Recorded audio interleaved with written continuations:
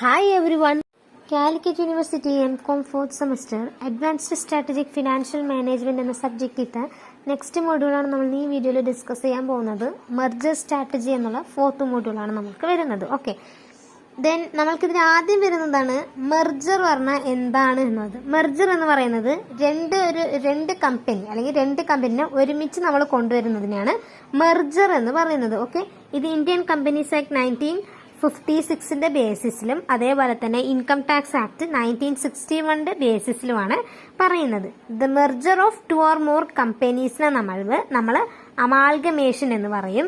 With another company ആണെങ്കിൽ അതിന് നമ്മൾ അമാൽഗമേറ്റഡ് കമ്പനി എന്ന് പറയും. ഓക്കെ, ഏത് കമ്പനിയാണോ ചെയ്യുന്നത് അത് അമാൽഗമേറ്റിംഗ്, ഏത് കമ്പനിയുമായിട്ടാണോ ചെയ്യുന്നത് അത് അമാൽഗമേറ്റഡ് എന്ന് നമ്മൾ പറയുന്നതായിരിക്കും. ഓക്കെ, ദെൻ നമ്മൾക്ക് ഈ മെർജർ എന്ന് പറയുന്നത് രണ്ട് ടൈപ്സിൽ പറയുന്നുണ്ട്. അതായത് മെർജർ എന്ന് പറയുന്നതും അതേപോലെ തന്നെ അമാൽഗമേഷൻ എന്ന് പറയുന്നതും ഏകദേശം മെർജറും അമാൽഗമേഷനും സെയിം തന്നെയാണ്. ഓക്കെ, ദെൻ നെക്സ്റ്റ് പറയുന്നത് നമുക്ക് മെർജർ ഓർ അമാൽഗമേഷന്റെ രണ്ട് ഫോംസ് ആണ്. ഒന്ന് മെർജർ ത്രൂ അബ്സോർപ്ഷനും ദെൻ മെർജർ ത്രൂ കൺസോളിഡേഷനും. ഓക്കെ, അബ്സോർപ്ഷനും കൺസോളിഡേഷനും. ഇതില് നമ്മളുടെ 2 or more കമ്പനീസിനെ നമ്മൾ കമ്പൈൻ ചെയ്തിട്ട് എക്സിസ്റ്റിംഗ് കമ്പനീസ് ആയിട്ട് റൺ ചെയ്യുകയാണെങ്കിൽ അതിനെ നമ്മൾ അബ്സോർപ്ഷനിലൂടെയാണ് ചെയ്യുന്നത്. All companies except one loss there identity. അതായത് ഇപ്പൊ A-B എന്നുള്ള രണ്ട് കമ്പനി, A-B എന്നുള്ള ഒരു രണ്ട് കമ്പനി മെർജർ ഓർ അമാൽഗമേഷൻ ചെയ്യുകയാണെങ്കിൽ രണ്ട് മെർജ് ചെയ്തിട്ട് അത് A എന്നുള്ള ഒരു കമ്പനി ആയിട്ട് അറിയപ്പെടുന്നു എന്നാണെങ്കിൽ അതിന് നമ്മൾ പറയുന്നത് മെർജർ ത്രൂ അബ്സോർപ്ഷൻ എന്ന് പറയാണ്. അതിൽ B എന്നുള്ള ഒരു കമ്പനി അതിന്റെ ഐഡന്റിറ്റി ലോസ് ചെയ്തിട്ട് A ആയിട്ട് കൺവേർട്ട് ആയി. ഓക്കെ, അതിനെയാണ് നമ്മൾ മെർജർ ത്രൂ അബ്സോർപ്ഷൻ എന്ന് പറയുന്നത്. ദെൻ രണ്ടാമത്തത് നമ്മളുടെ മെർജർ ത്രൂ കൺസോളിഡേഷൻ ആണെങ്കിൽ ഇതേപോലെ തന്നെ രണ്ട് കമ്പനീസ് ഒരുമിച്ച് തുടങ്ങുകയാണ് A-B, ദെൻ കൺവേർട്ട് ആയത് C എന്നുള്ള ഒരു രീതിയിലോട്ടാണെങ്കിൽ അവിടെ രണ്ട് കമ്പനീസും അവരുടെ ഐഡന്റിറ്റി ലോസ് ചെയ്തു. ദെൻ ഇവിടെ നടന്നത് പുതിയ ഒരു കമ്പനി ആയിട്ടാണ് അവർ തുടങ്ങിയത്. ദെൻ ഇവിടെ ലീഗലി ഡിസോൾവ് ആയിട്ടുള്ള, അതായത് കമ്പനി ഡിസോൾവ് ആയി എന്നുള്ള ലീഗലി ഉള്ള കാര്യങ്ങൾ ഇവിടെ വേണ്ടതാണ്.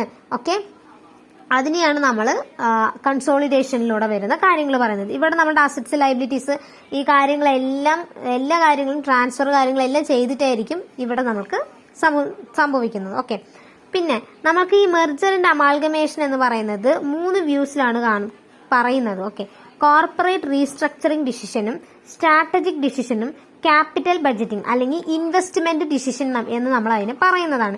ഈ കോർപ്പറേറ്റ് റീസ്ട്രക്ചറിംഗ് ഡിസിഷൻ എന്ന് പറയുകയാണെങ്കിൽ ഇവിടെ ഓണർഷിപ്പ് സ്ട്രക്ചറിൽ വരുന്ന ചേഞ്ചസിനെയാണ് പറയുന്നത്. ഒന്നില്ലെങ്കിൽ അത് എക്സ്പാൻഡ് ചെയ്തു, അല്ലെങ്കിൽ ഒരു ഓപ്പറേറ്റിംഗ് അല്ലെങ്കിൽ ഒരു സബ്സ്റ്റാൻഷ്യൽ ആയിട്ട് മോഡിഫൈ ചെയ്തു. ഓക്കെ, അപ്പൊ ഇതിനെയാണ് നമ്മൾ ഈ കോർപ്പറേറ്റ് റീസ്ട്രക്ചറിംഗ് എന്ന് പറയുന്നത്, റീസ്ട്രക്ചർ ചെയ്യുക എന്നുള്ളത്. ഇതൊക്കെ നമ്മൾ ഓൾറെഡി കോർപ്പറേറ്റ് അക്കൗണ്ടിങ്ങിൽ പഠിച്ചതാണ്. കോർപ്പറേറ്റ് റീസ്ട്രക്ചറിംഗിൽ ഇന്റേണൽ റീകൺസ്ട്രക്ഷൻ ഉണ്ട്, എക്സ്റ്റേണൽ റീകൺസ്ട്രക്ഷൻ ഉണ്ട് എന്നുള്ള കാര്യങ്ങളൊക്കെ നമ്മൾ പഠിച്ചതാണല്ലോ. അതിന്റെ സെയിം കൺസെപ്റ്റ് ആണ് വരുന്നത്. അത് അങ്ങനെയുള്ള കാര്യങ്ങളൊന്നും നിങ്ങൾ ആലോചിക്കേണ്ട, ജസ്റ്റ് അത് എന്താണെന്നുള്ള കൺസെപ്റ്റ് മാത്രം അറിഞ്ഞു വെക്കുക എന്നുള്ളത് മാത്രമാണ് നമ്മൾ ഇവിടെ ചെയ്യുന്നത്. ഓക്കെ, പിന്നെ ക്യാപിറ്റൽ ബഡ്ജറ്റിംഗ് എന്ന് പറയുന്നത് ലോങ് ടേമിന്റെ ബേസിസിൽ നമ്മൾ എടുക്കുന്ന ഒരു ഡിസിഷൻ ആണ് എന്നുള്ളതൊക്കെ നിങ്ങൾ ജസ്റ്റ് ഒന്ന് അറിഞ്ഞു വെച്ചാൽ മാത്രം മതി. ഓക്കെ, പിന്നെ പറയുന്നത് merger and acquisition and take over ആണ്. ഓക്കെ, ഈ മെർജർ എന്നാണ് പറഞ്ഞു, അബ്സോർപ്ഷൻ കൺസോളിഡേഷൻ എന്ന് പറഞ്ഞു. അതേപോലെ തന്നെ acquiring or amalgamated company take over the ownership of other company and combine it's operation with its on operation. Okay, ഇവിടെ ടേക്ക് ഓവർ, അതായത് രണ്ട് കമ്പനി മെർജ് ചെയ്തു, ആ മെർജ് ചെയ്ത കമ്പനിനെ ഇന്നൊരു കമ്പനി ടേക്ക് ഓവർ ചെയ്തു, ആ ടേക്ക് ഓവർ ചെയ്തിട്ട് ഓൺ ഓപ്പറേഷൻസും കാര്യങ്ങളും നടത്തുന്നുണ്ട് എന്നുള്ളതാണ് നമ്മൾ ഈ ടേക്ക് ഓവർ എന്ന് പറയുന്നത്. അക്വിസിഷൻ എന്ന് പറയുമ്പോൾ നമ്മൾ ഒരു effective control over assets or management. Okay, ഒരു എഫക്റ്റീവ് ആയിട്ടുള്ള ഒരു കൺട്രോൾ എന്തിനാണ് അസറ്റ്സും അതേപോലെ തന്നെ ആ മാനേജ്മെന്റും എടുത്ത് ചെയ്യുന്നതിനെയാണ് നമ്മൾ ഈ എന്താ പറയുന്നത് അക്വിസിഷൻ എന്ന് പറയുന്നത്. ഓക്കെ, ഇവിടെ നമ്മൾ രണ്ട് കമ്പനിയുടെ ബേസിസിൽ തന്നെയാണ് വരുന്നത്. അതേപോലെ തന്നെ അക്വിസിഷൻ 2 or more കമ്പനീസിന്റെ ബേസിസിൽ നടക്കുകയാണെങ്കിൽ ഒന്നില്ലെങ്കിൽ അത് റിമൈൻ ഇൻഡിപെൻഡന്റ് ആയിരിക്കും, അല്ലെങ്കിൽ സെപ്പറേറ്റ് ലീഗൽ എൻറ്റിറ്റി എന്നുള്ളതിന്റെ ബേസിസിലാണ് ആ സംഭവം സംഭവിക്കുന്നത്. ഓക്കെ, ഇതാണ് നമ്മൾക്ക് ഇവിടെ പറയുന്നത്. പിന്നെ പറയുന്നത് നമ്മൾക്ക് വരുന്നത് ടൈപ്സ് ആണ്. മെർജറും അതേപോലെ തന്നെ അക്വിസിഷൻ, അതിന്റെ ടൈപ്സ് ആണ് പറയുന്നത്. മേജർലി 6 ടൈപ്സ് ആണ് വരുന്നത്. Horizontal, vertical, concentric, conglomerate, forward integration, then backward integration എന്നാണ് പറയുന്നത്. ഇതിൽ ഹൊറിസോണ്ടൽ മെർജർ എന്ന് പറയുകയാണെങ്കിൽ സെയിം കമ്പനിയുമായിട്ട് മെർജ് ചെയ്യുകയാണെങ്കിൽ അത് ഹൊറിസോണ്ടൽ ഹൊറിസോണ്ടൽ ഇന്റഗ്രേഷൻ എന്നാണ് നമ്മൾ പറയുന്നത്. അതായത് ഇവിടെ ഒരു മാറ്റോ കാര്യമില്ല, രണ്ട് സോപ്പ് കമ്പനി അവർ രണ്ടാളും മെർജ് ചെയ്യുന്നു, അതിന് നമ്മൾ ഹൊറിസോണ്ടൽ മെർജർ എന്ന് പറഞ്ഞു. പിന്നെ വെർട്ടിക്കൽ മെർജർ എന്ന് പറയുകയാണെങ്കിൽ എന്തെങ്കിലും ഒരു ബന്ധമുള്ള ഒരു കമ്പനിയുമായിട്ട് മെർജ് ചെയ്യുക എന്നുള്ളതിന്റെ ബേസിസിലാണ് പറയുന്നത്. സെയിം ബിസിനസ് ആവണം എന്നില്ല, പക്ഷെ കോംപ്ലിമെന്ററി ആവും. അതായത് പെന്നും ക്യാപ്പ് എടുക്കുകയാണെങ്കിൽ ഒരു പെന്ന് ഉണ്ടാക്കുന്ന കമ്പനിയും ആ പെന്നിയുടെ ക്യാപ്പ് ഉണ്ടാക്കുന്ന കമ്പനിയും അവർ രണ്ടാളും തമ്മിൽ മെർജ് ചെയ്യുകയാണെങ്കിൽ അതിന് നമ്മൾ വെർട്ടിക്കൽ മെർജർ എന്ന് പറയും. പിന്നെ കോൺസെൻട്രിക് മെർജർ എന്ന് പറയുകയാണെങ്കിൽ ഇതേപോലെ തന്നെ രണ്ട് കമ്പനീസ് ആണ്, പക്ഷെ റിലേറ്റഡ് ആണ്. എന്തൊക്കെയോ ഒരു കാര്യങ്ങൾ റിലേറ്റഡ് ആണ്, അല്ലെങ്കിൽ കസ്റ്റമർ ഫംഗ്ഷനിലോ കസ്റ്റമേഴ്സ് ഗ്രൂപ്പ്സിലോ എന്തൊക്കെയോ കാര്യങ്ങൾ റിലേറ്റഡ് ആണ്, പക്ഷെ സെയിമും അല്ല. അതേപോലെ തന്നെ എന്തെങ്കിലും കോംപ്ലിമെന്ററി പ്രൊഡക്റ്റ് റെഡി ചെയ്യുന്ന കമ്പനി ഒന്നുമില്ല, പക്ഷെ ഏതോ ഒരു രീതിയിലൊക്കെ അവർ ഓക്കെയാണ് എന്നാണ് ഇവിടെ പറയുന്നത്. ഓക്കെ, ഇവിടെ നമുക്ക് പറയുമ്പോൾ ഫുഡ്വെയർ കമ്പനി ഒരു ഷോക്സ് അങ്ങനെ മേക്ക് ചെയ്യുന്ന ഒരു കമ്പനിയുമായിട്ട്, ലെതർ മേക്ക് ചെയ്യുന്ന ഒരു കമ്പനിയുമായിട്ട് അവർ മെർജ് ചെയ്യുന്നതിനെയാണ് നമ്മൾ കോൺസെൻട്രിക് മെർജർ എന്ന് പറയുന്നത്. പിന്നെ കോൺക്ലറമേറ്റ് മെർജർ എന്ന് പറയുകയാണെങ്കിൽ അൺറിലേറ്റഡ് ആണ്, ഒരു ബന്ധവും ഇല്ലാത്ത രണ്ട് കമ്പനീസ് അങ്ങോട്ടും ഇങ്ങോട്ടും മെർജ് ചെയ്യുന്നതിനെയാണ് കോൺക്ലറമേറ്റ് എന്ന് പറയുന്നത്. പിന്നെ ഫോർവേഡ് ഇന്റഗ്രേഷൻ എന്ന് പറയുമ്പോൾ റീറ്റെയിലറിന്റെ ബേസിസിലായിരിക്കും ഇവിടെ കാര്യങ്ങളെല്ലാം നടന്നു പോകുന്നത്. അതായത് ഏകദേശം നമ്മളുടെ ഈ വെർട്ടിക്കൽ ഇന്റഗ്രേഷന്റെ ബേസിസിൽ വരുന്നത് തന്നെയാണ്, പക്ഷെ ഇവിടെ കുറച്ചുകൂടി നമ്മൾ എക്സ്ക്ലൂഡ് ചെയ്ത് കൺട്രോളിന്റെ കാര്യങ്ങളൊക്കെ നോക്കുന്ന സമയത്ത് direct distribution or supply of the companies product എന്നുള്ളതാണ് നമ്മൾ ഇവിടെ പറയുന്നത്. ഓക്കെ, അതേപോലെ തന്നെ ഈ ഫോർവേഡ് ഇന്റഗ്രേഷനിൽ ഓപ്പറേറ്റിംഗ് സ്ട്രാറ്റജി കാര്യങ്ങളെല്ലാം ചെയ്യുന്നത് കമ്പനി തന്നെയാണ്. ഇവിടെ നമുക്ക് ഈ കൺട്രോൾ ഇൻക്രീസ് ചെയ്യാൻ വേണ്ടിയിട്ടൊക്കെയാണ് ഇവിടെ ചെയ്യുന്നത്. ഈ കൺട്രോൾ ഉള്ളത് ഒന്നില്ലെങ്കിൽ സപ്ലയേഴ്സ്, മാനുഫാക്ചേഴ്സ്, ഡിസ്ട്രിബ്യൂട്ടേഴ്സ്, ഇവരുടെ കയ്യിലായിരിക്കും ഈ സംഭവങ്ങൾ ഉള്ളത്.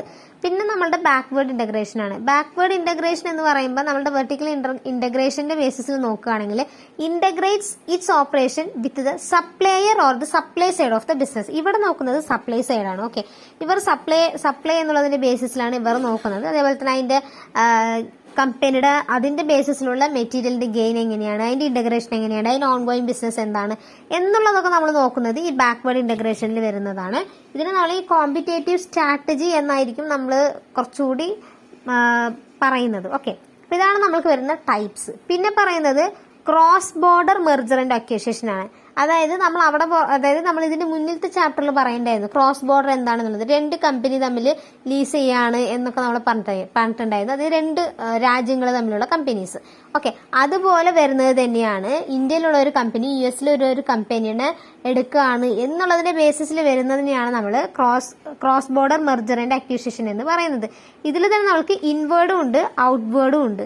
ഇൻവേർഡും ഔട്ട്വേർഡ് എന്ന് പറയുകയാണെങ്കിൽ sale of a domestic firm to a foreign investors conversely ആണെങ്കിൽ അത് ഔട്ട്വേർഡ് ആയിരിക്കും, ഇതിന്റെ ഓപ്പോസിറ്റ് ആണെങ്കിൽ അത് ഇൻവേർഡ് ആയിരിക്കും. ഈ ക്രോസ് ബോർഡർ മെർജർ അക്വിസിഷൻ നമ്മൾ ചെയ്യുകയാണെങ്കിൽ അതിന് ഉറപ്പായിട്ടും എന്തെങ്കിലുമൊക്കെ റീസൺ ഉണ്ടാകും. ഇവിടെ ഉള്ള കമ്പനി വിട്ടിട്ട് എവിടെയോ ഉള്ള ഒരു കമ്പനിനെ പോയിട്ട് നമ്മൾ എടുക്കുകയാണെങ്കിൽ ഉറപ്പായിട്ട് അതിന് എന്തെങ്കിലും ഒരു റീസൺ ഉണ്ടാകുമല്ലോ.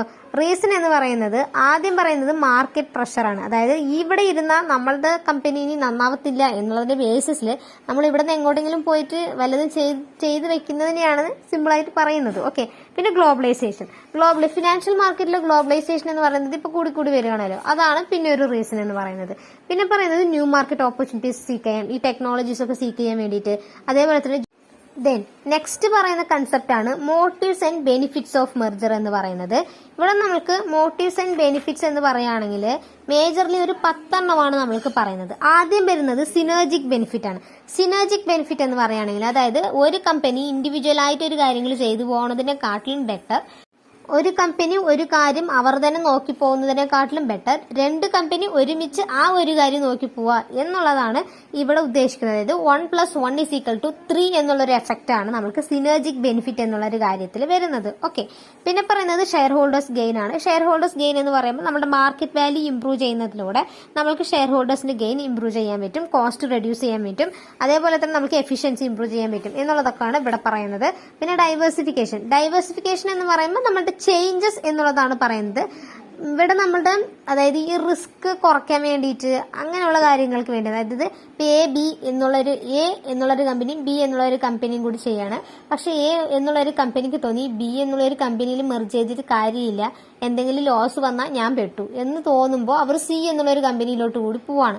അതിനെയാണ് ഈ ഡൈവേഴ്സിഫിക്കേഷൻ എന്ന് പറയുന്നത്. ഓക്കെ, പിന്നെ റാപ്പിഡ് ഗ്രോത്ത് എന്ന് പറയുമ്പോൾ അതായത് നമ്മുടെ ഈ ബെനിഫിറ്റ് എന്ന് പറയുമ്പോൾ ഒരു ഗ്രോത്തിന് വേണ്ടിയിട്ട് തന്നെയാണല്ലോ ഇവർ ചെയ്യുന്നത് തന്നെ. അതാണ് നമ്മൾ റീസെന്റ് പറഞ്ഞത്.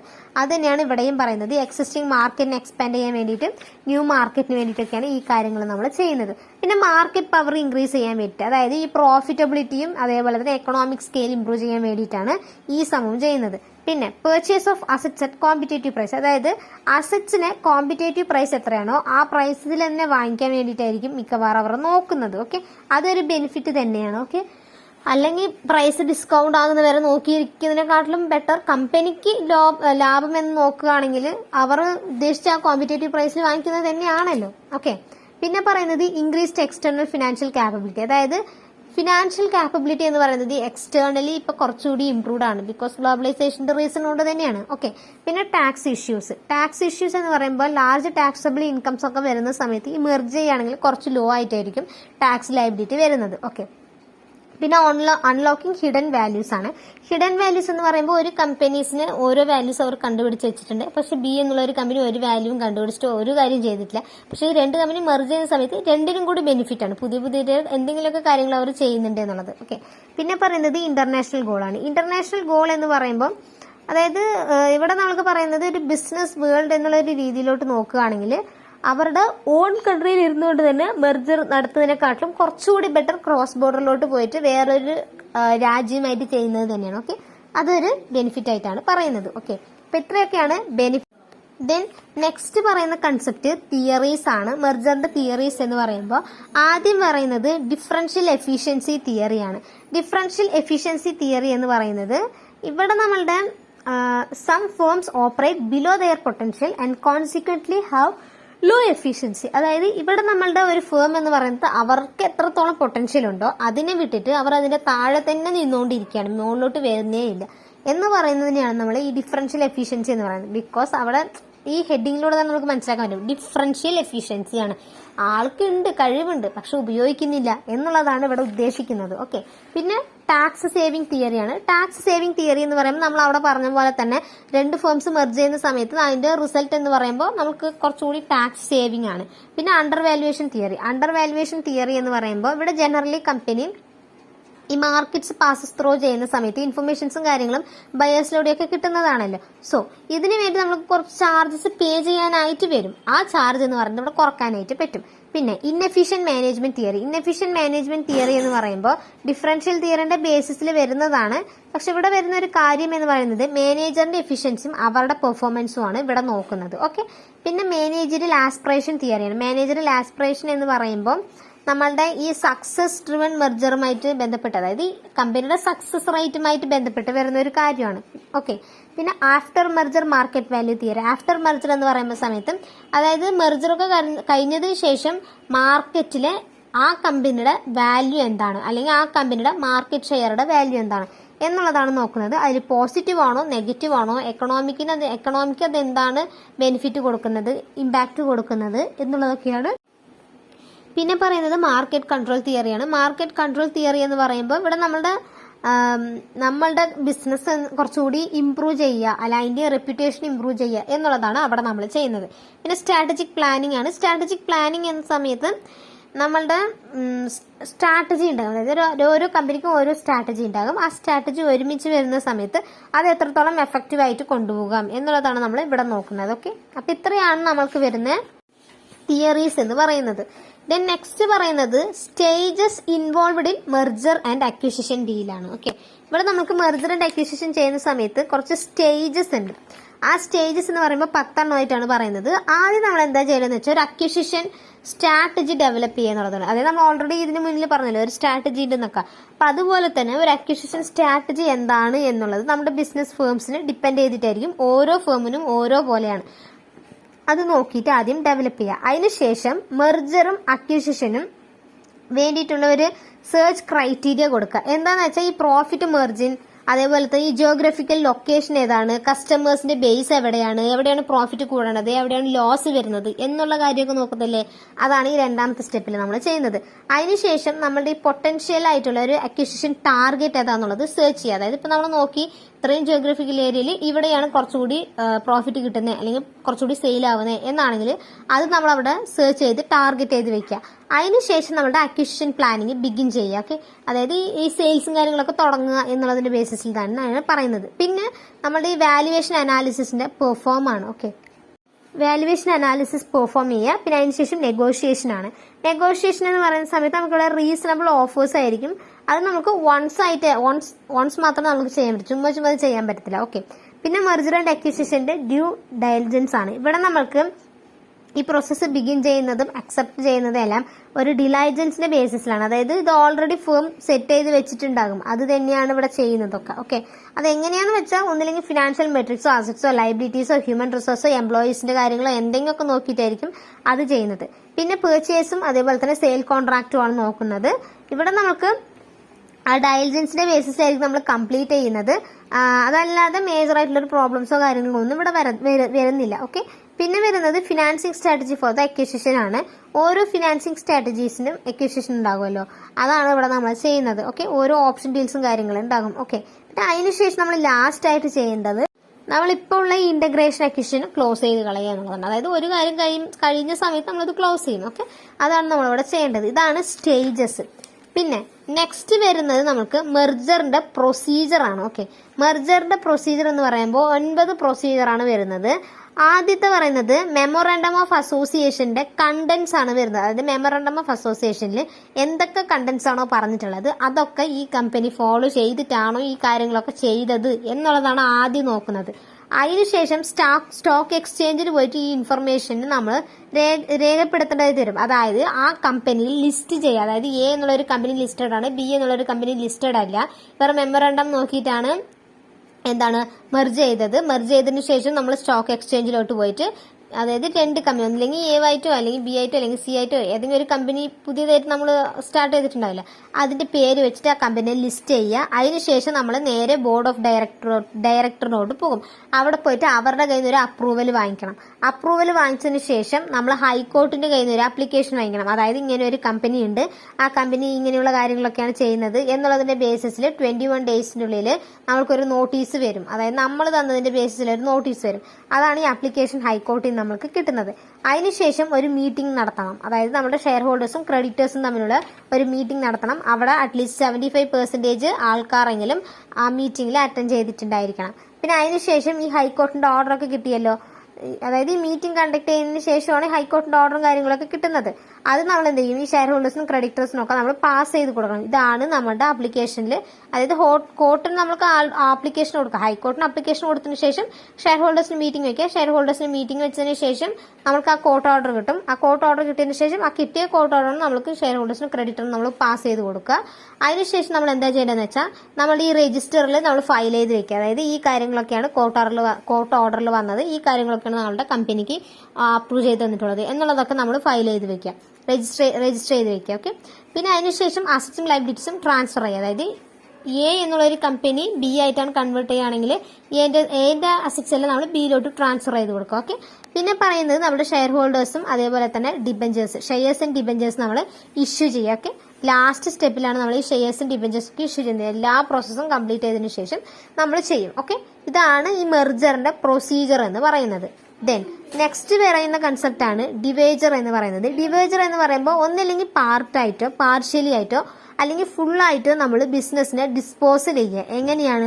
ത്രോ സെയിൽസോ അല്ലെങ്കിൽ എക്സ്ചേഞ്ചോ അല്ലെങ്കിൽ ക്ലോഷറോ ബാങ്ക്രപ്റ്റോ എന്തെങ്കിലും ഒരു രീതിയിലോട്ട് നമ്മൾ പാർഷ്യലോ ഫുള്ളായിട്ട് ഡിസ്പോസൽ ചെയ്യുന്നതിനെയാണ് ഈ ഡിവേജർ എന്ന് പറയുന്നത്. ഇവിടെ നോർമലി നമ്മൾക്ക് വരുന്നത് മാനേജ്മെന്റ് ഡിസിഷനോ അല്ലെങ്കിൽ എന്തെങ്കിലും ഒരു ഓപ്പറേറ്റിംഗ് ബിസിനസ്സിന്റെ ഓപ്പറേറ്റിംഗ് കാര്യങ്ങൾക്ക് വേണ്ടിയിട്ടൊക്കെയാണ് നമ്മളിവിടെ യൂസ് ചെയ്യുന്നത്. ഓക്കെ, ഈ ഡിവേജർ എന്ന് പറയുന്നത് നമുക്ക് സിമ്പിൾ ആയിട്ട് പറയുന്നത് ഒരു ഡിസ്പോഷൻ. ദെൻ നെക്സ്റ്റ് പറയുന്ന കൺസെപ്റ്റ് ആണ് financial impact of corporate merger. അതായത് ഒരു കോർപ്പറേറ്റ് മെർജർ നമ്മൾ ചെയ്യുന്ന സമയത്ത് അതിന് കുറച്ച് ഫിനാൻഷ്യൽ ഇമ്പാക്ട് വരുന്നുണ്ട്. അത് എന്തൊക്കെയാണ് എന്നുള്ളതാണ് മേജർ ആയിട്ടുള്ള ഒരു പോയിന്റ്സ് ആണ്. അതായത് നമ്മൾ കൂടുതൽ ആലോചിക്കേണ്ട ഒരു പോയിന്റ്സ് ഒന്നുമല്ല. അതായത് ഇമ്പാക്ട് വരികയാണെങ്കിൽ നമുക്ക് എവിടെ നിന്നായിരിക്കും വരിക? ഒന്നില്ലെങ്കിൽ ഇന്റേണൽ അല്ലെങ്കിൽ എക്സ്റ്റേണൽ അല്ലെങ്കിൽ രണ്ടും കൂടി ഒരുമിച്ചിട്ടായിരിക്കും വരുന്നത്. അങ്ങനെ നോക്കുകയാണെങ്കിൽ ഒന്ന് എംപ്ലോയീസിന് വരുന്ന ഇമ്പാക്റ്റ് ആയിരിക്കും. ഓക്കെ, നമ്മൾ കോർപ്പറേറ്റ് മെർജർ ചെയ്യുകയാണെങ്കിൽ ആർക്കൊക്കെയാണ് ഇമ്പാക്ട്? ഒന്നില്ലെങ്കിൽ ഇന്റേണൽ അല്ലെങ്കിൽ എക്സ്റ്റേണൽ ആണെന്ന് നമ്മൾ പറഞ്ഞു. അപ്പോൾ ആരൊക്കെയാണ് ഇന്റേണൽ എക്സ്റ്റേണൽ ഉള്ളത്? ഒന്നില്ലെങ്കിൽ employees, management, share holders, competitors, നമ്മുടെ കോമ്പറ്റീഷൻസ്, പിന്നെ നമ്മുടെ കോമ്പറ്റീഷൻ എഫക്ട് ചെയ്യും, അല്ലെങ്കിൽ കോമ്പറ്റീറ്റേഴ്സിനെ എഫക്ട് ചെയ്യുമെന്നും പറയാം. അതേപോലെ തന്നെ നമ്മുടെ ഓപ്പറേഷന് ഒരു ഇമ്പാക്റ്റ് ആണ്, ഫിനാൻസിന് ഇമ്പാക്റ്റ് ആണ്. ഇത്രയാണ് ഇമ്പാക്റ്റ് ആയിട്ട് വരുന്നത്. എംപ്ലോയീസിനാണെങ്കിൽ അവർക്ക് ജോലിയില്ലായ്മ വരുന്നതായിരിക്കും, സാലറി കിട്ടാത്തതായിരിക്കും.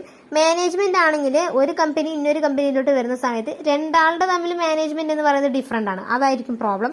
പിന്നെ ഷെയർ ഹോൾഡേഴ്സ് എന്ന് പറയുന്ന സമയത്ത് അവർക്ക് എക്കണോമിക് ഇമ്പാക്റ്റ് എന്ന് പറയുമ്പോൾ, അതായത് എങ്ങനെയാ പറയുക, അപ്പോൾ ആ രണ്ട് കമ്പനിയുടെ ബേസിസിൽ വരുന്ന സമയത്ത്, ഇങ്ങോട്ട് വരുന്ന സമയത്ത് ചിലപ്പോൾ അവർക്ക് ലോസ് വന്നേക്കാം. ആ കമ്പനി ഇത്രയും കാലം ലോസിലോട്ടാണെങ്കിൽ ഇത്രയും കാലം പ്രോഫിറ്റിൽ കിട്ടിക്കൊണ്ടിരുന്ന ഷെയർ ഹോൾഡേഴ്സിന് ലോസ് ഫേസ് ചെയ്യേണ്ടതായിട്ട് വന്നേക്കാം.